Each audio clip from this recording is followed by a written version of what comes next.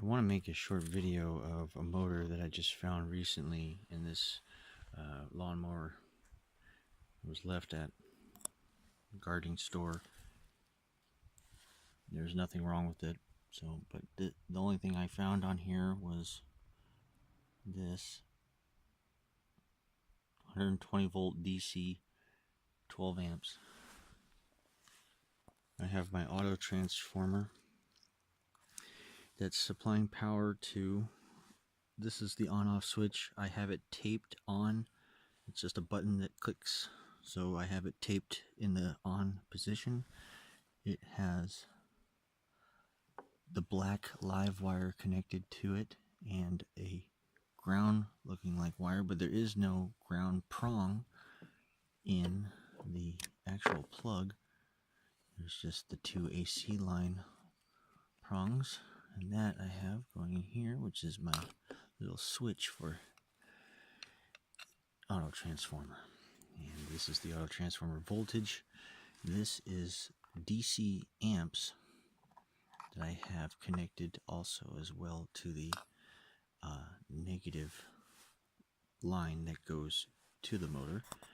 And I just wanted to show it work real fast with a little, sorry for the crude little gauges here, but I just wanted to show how much amps it pulls. Well, there's not going to be a load. All there is just this grinder wheel that I threw on here for some work earlier.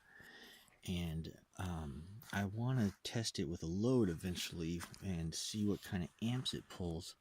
Because this is a very, like, when I didn't have the auto transformer connected to it, when I turned it on, the thing would have a massive amount of torque and it would just like fly.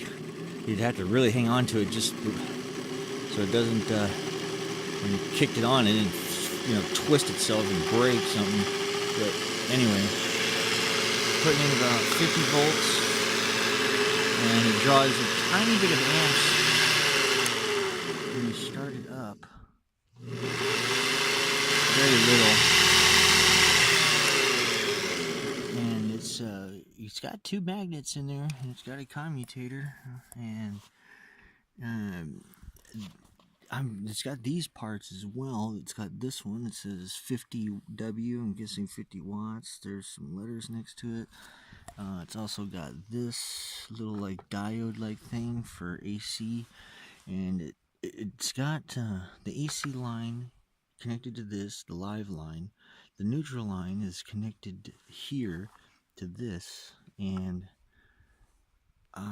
yeah, I'm kind of still trying to figure it out. And there's two positive spliced wires. One's going to this, another one's coming from this, going to this, and then the other one's going to this. So there's something interesting going on between the switch and the diode, and I'm guessing this is some sort of 50 watt capacitor for the motor. So anyway, that's the biggest DC motor I got now. I was expecting a typical AC motor like this to come out of that lawnmower over there, but I don't know if anybody watching it ever took a typical motor or electric motor thing apart, and they usually find these, I'm going to call these solid state AC motors, because no matter what connection, they work on DC and AC, but no matter what polarity you put into it with a battery, it always seems to spin in the same direction.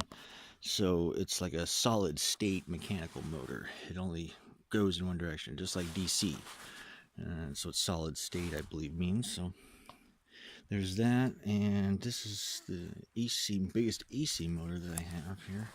It's got on the air compressor here. I had to rebuild this a little bit, but it was given to me for free, so it works really well. Works quite efficiently now. I recently had to redo the electrical here, so I have a little on-off switch. So I guess I'm just going to show this motor real fast. I just plug it in. Why not? So the little red-orange light indicates that it's got power. And it's got its little pressure gauge there. It's got another one down there for the hose. So this is got some strength to it.